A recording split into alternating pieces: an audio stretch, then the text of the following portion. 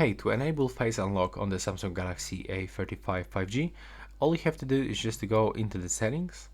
Now from this you have to scroll down and navigate into the lock screen and AOD.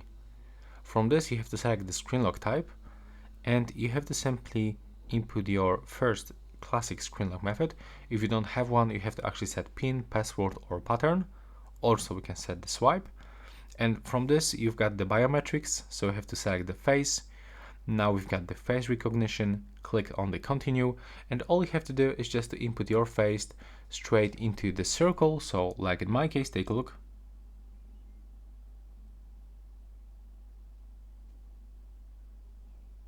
You have to just move your head like around.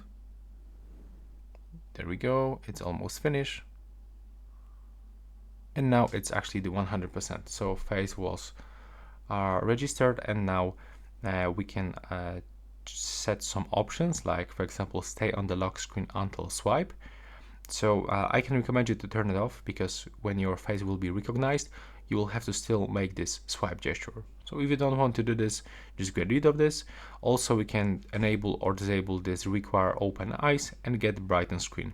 Then you can click done, and now let's try if it works.